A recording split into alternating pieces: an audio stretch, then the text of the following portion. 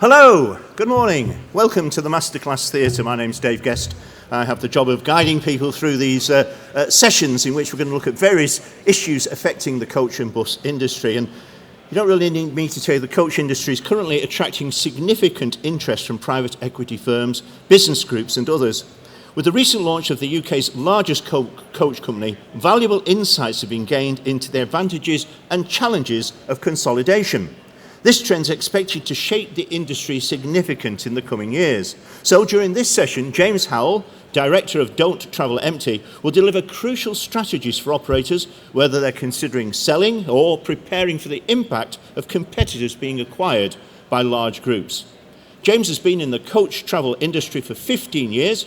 He was recently instrumental in establishing the Coach Travel Group, an innovative consolidation of 7 of the UK's leading regional coach operators. Please make him feel very welcome.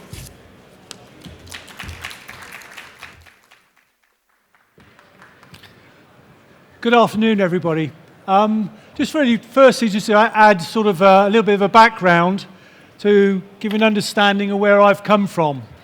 So not only been in the coaching industry for the last 15, 16 years, I've also actually involved in other businesses, which has been seeing other things in consolidation, but more importantly in that, seeing business change.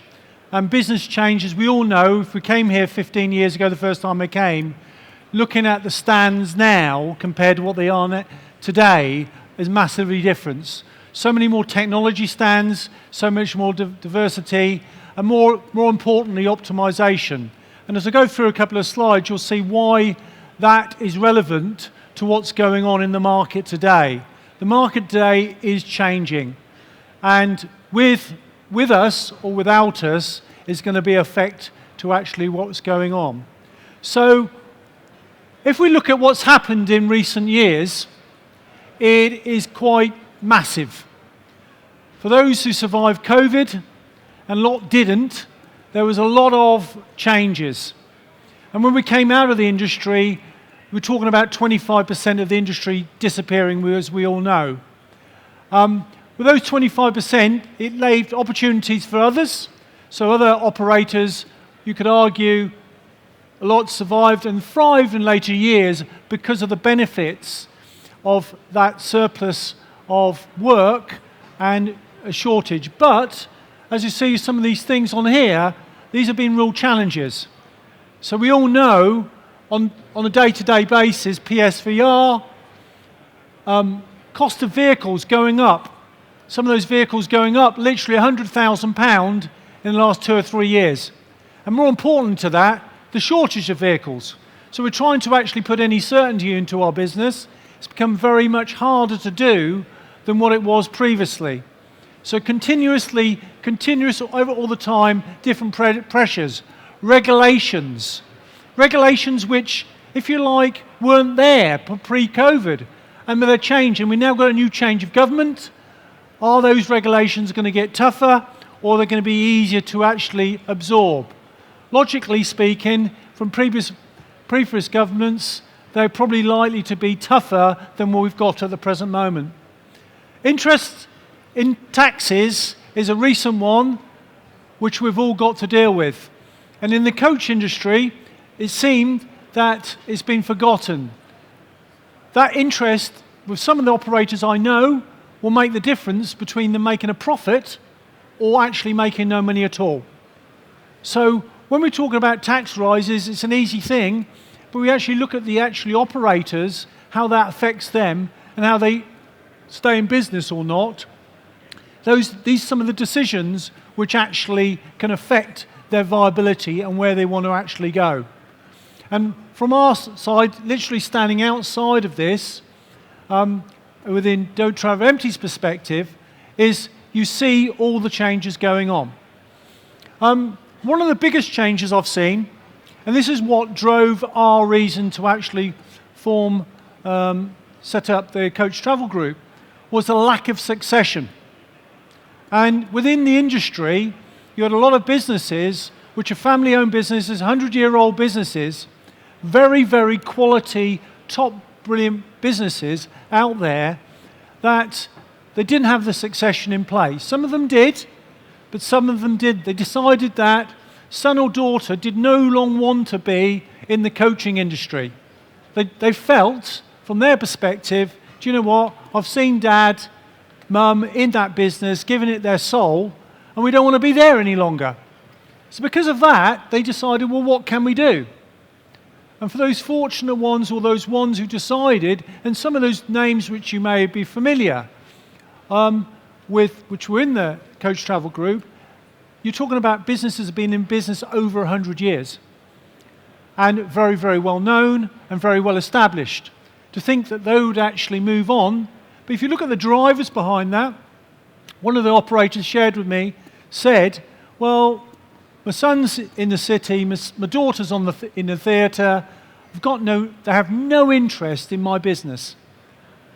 It's a second generation business, and what am I going to do? You know, I'm now of an age, I've had enough. I don't want to be here any longer. Yeah, I haven't got anything as a legacy to pass on. The legacy of the brand, and I want that to be there because it's my family's brand, but I don't necessarily want to be in this industry any longer, which is actually quite sad. Now, the challenge of that is, where do people go? So what we've got and we see a lot is this Kubler-Ross change curve in this industry, and we've seen so much change. And we see the fact that the first thing, we got denial that things are going on. That people, that the industry is not going through this consolidation. If you look at literally every other industry in the country, there's been consolidation. And funny enough, the coach industry, and we can say the bus industry had previously, but the coach industry hasn't really, until recently, got into consolidation. So what we've got now is we've got that denial thing, especially if you happen to be, unfortunately, you're an operator that's your local competitor's being acquired. Because your local competitor gets acquired, surprise, surprise, they're going to be more aggressive, more competitive, and dare I say it, for some, not all, more professional. So when they tender for the local council work, they'll be very used to tendering for big contracts. They'll actually be slicker. They'll have a very smart marketing presentation. They'll actually know how to deal with stakeholder management and actually know who to speak to. So, if you like, one of the things when people are considering, and when we're in a denial stage, nothing's going to change, is, unfortunately, as Einstein said, you know, one thing's certainty, and certainty is change. So what we're going to get is a bit of confusion, and people get confused what to do next. They think, well, what do? Do I stay? Do I go? Do I grow? Do I invest? As we know with the vehicles and the prices of the vehicles today, it is not cheap to grow and buy new vehicles. What do we do? So we get this confusion part, and we've seen that very much on our journey. I'm not sure, how is it going to do? Is the legacy going to be protected? Is it not? What's going to happen to my staff? Things of this nature. Our business has been here for hundreds of years, etc. We then get a anger because some people are thinking, well, hold it, I've done all this for years and years and years, to the extent now it's going to be gone. And my identity is my business. This is who I am. And that's a sense of, for a lot of people, of sort of a loss. But more importantly, people get angry about it because they think, hold it, I've done this, but my daughter's not interested in the business. Crikey, I've done it for her. She could have a wonderful life. And in fact, she's not interested, which I have heard and experienced. As we go through this, we get people going, well, do you know what? The market's going to change and this is what's going to happen. So let's get on with it. We can choose what to do. We can choose to either do nothing, stay as we are, operate as we are, and hope that nothing's going to be affected, but I can assure it probably will be. Or we can do something about it and either look to invest or move forward, or actually take some new opportunities, look how we're going to move with a business, or decide to go on the sale route of selling your business and moving on. And at the moment, the activity in the market in that space, I can assure you, is absolutely huge compared to what it was 2 years ago. If you look how many businesses are seen, are sold, just look at Route 1, you'll see, and the other magazines, you'll see how often you'll see a well-known business has been around a long time, suddenly it's been taken over by either First Group or somebody else within the business. And this change, this is what's going on, and continuously. I never thought that Go Ahead would buy them. I never thought they would do this. And then suddenly on our doorstep, these are the things that's going on. So where people are going to be looking and researching, more importantly through this, what do we do? Do we do something about it? Because the most important thing to that is you've got to have information. If you're going to go for a change, i.e. sell your business, you need to be informed. You've got to have professional advice, you've got to have preparation. And one of the things I can assure you, we'll touch on takeaways, but one of the things I absolutely guarantee, if you do not prepare, that will reflect as a clear correlation between preparation and what you'll get as a deal at the end. The more you're in preparation mode, the better price you'll get at the end. The less preparation you have as your business, the likelihood is you won't get the best possible deal. So if you do decide to go down that road, please take my word for it. And that's free advice. Preparation, preparation, preparation. Because, you know, the process is not an easy process. So what happened to this industry? Well, as you know, this is just a few companies that have just disappeared. These companies here, been in business, majority of them, and that list, to be quite frank, could be another 50, 100 actual names on here. Some of those businesses have been around for 100 years. Some of those companies actually are running fleets of over 100 vehicles. So not insubstantial businesses. And they just one day decided, you know what, we've had enough, we're going to pack up. If we get anything for our vehicles, brilliant. But if we don't, oh well, we'll hopefully get market price. And those businesses have disappeared. And you see them and hear them on a, if you like, not so often in the news, because they just disappear. You may hear of an auction. That's all you hear about. And the great shame of that, those businesses are really good business. Some are really good business and well-established businesses. But they're just not prepared to actually move their business on or look to evolve, or they haven't got any opportunity to evolve within their structure. And we talked about the point previously, which was succession. They haven't actually considered that succession piece. So when we go through this, for me, it's a great shame for having lots of more people on this list, because they're not getting what they've done for this blood, sweat, and years of service to the industry. They're not getting the best out of what they've done. So to have a list on here which is double this, triple this, be a massive, massive shame. So consolidation, is this a new thing? No, it's not. If you, as I said, I'm involved in other business and we get involved in loads of different industries. This is just a few. Literally every other sector you can talk about is consolidated. I was talking to Ian earlier on, in the legal profession, consolidation, accountancy, literally any business sector you can think of in the UK has gone through consolidation. In fact, the coaching industry, you could argue, is one of the last bastions of consolidation, because it's full of privately owned businesses, which are ideal. If you look at some of these other farming, traditionally privately owned businesses, if you go onto the fens in the East Anglia, literally on the fen land, which is fantastic land, farming land, you'll be shocked to find small traditional farms. They're owned by private equity firms or big conglomerate firms now.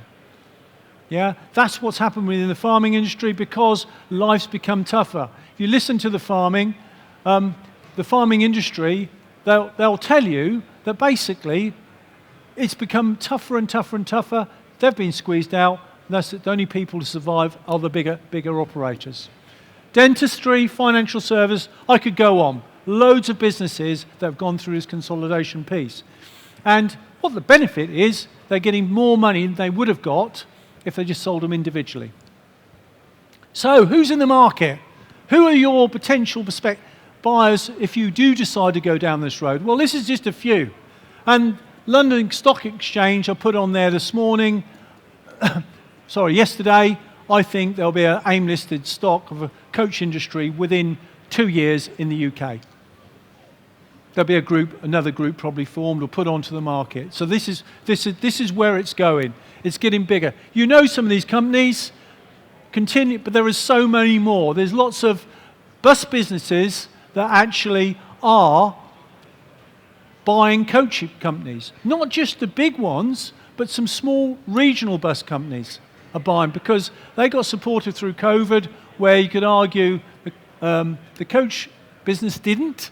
And that's controversial, don't mean to be.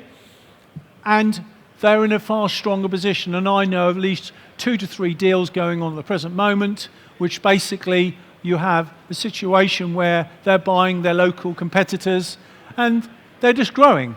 So this is what's happening on a local basis. You've got companies on there, put on there, blah, blah. Those of anybody know technology business, I put Zelo. Zelo, I'm sure, will say no, but companies like Zelo, who've got direct relationships with the customers, it would be logical for them to move into the actual acquiring of coach companies like Ferrari have done. So this is what the change of the market is. There is going to be completely, utterly change. And don't, as I said, please, in 2 years' time, talk to me about it and say, James, you got it wrong. I feel, from my understanding, I would disagree with that. You've got blah, blah. In Europe, they are now actually acquiring coach companies. And there's a very good chance they may come into the UK and do exactly the same. And we see what FlexBus have done. Yeah, they've done a joint venture with First Bus, but the likelihood is they may actually decide to go directly themselves and acquire, because certain regions of the country, they've had it hard to cover. So there's all these things that's going on in the market. So it's quite interesting to see what's going on. So the question in the very beginning of this presentation was, is consolidation friend or foe? So I just wanted to ask you, from my perspective, what I've seen. And if we look if you're on the good news, if you are selling your business today or considering selling your business today, it is probably the best time you probably have ever had in the last 25 years to be able to sell a business. Businesses today will get a value where they probably wouldn't have got 25 years ago. And is that going to be furthermore? There's a chance that also is going to be over the next 12 months, certainly, while the tax rates are where they are, there's going to be an appetite to, if you're going to sell the business now. Tax rates will make a big difference, especially for the smaller operator under the £1 million threshold. Literally doubling 80% lift in the tax rate for those companies. So for those businesses, there's a big incentive to actually move forward. Bad operators. I honestly think, and seeing what I've seen in the marketplace, that some of the bad operators will disappear because of competition, because the standards will be lifted. And certainly we're talking about those who've got school runs and things of this nature, where historically the standards weren't necessarily so great for some operators. What we may see is an uplift because the bigger operators will be able to invest, and they'll come in and they'll tender for work. So to compete, we'd have to actually move the actual game up. Opportunities, I think there's great opportunities. The biggest opportunity which I see, which I've mentioned previously, is that the Department of Work and Pensions are looking to, throughout the UK, look at working with coach companies and bus companies to help social mobility. And I honestly believe that will be a massive opportunity for businesses going forward. So those who've got great customer service, I believe will do well. Those who are not, again, it's not going to help. So looking briefly on the not so good news, the larger groups will win the contracts. I've seen it recently because they're slicker. Only if you've got something niche and really good on technology. Advanced technology itself, well, if you haven't got that technology, there's no point just relying upon the dry whiteboard in there. It's about optimization of your profits. Yeah, councils will prefer. Why? Because it's easier to deal with a bigger group.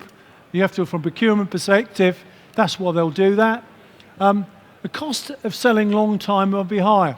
Well, from my perspective, when we're actually doing business, it's going to be more expensive because the regulation will be tougher on our business. And when we come against our competition, if they've got larger marketing budgets, and they're going to be really, it's tougher for us to work. And the prices on wages, as we've already seen, they pay more.